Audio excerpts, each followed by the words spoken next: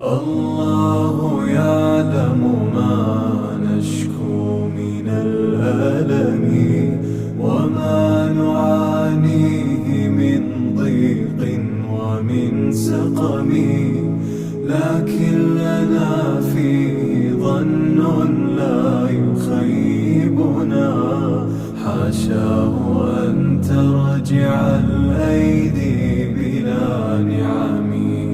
كم جاد من فضله قبل السؤال، وكم أعطى وأغنى بمحض الجود والكرم.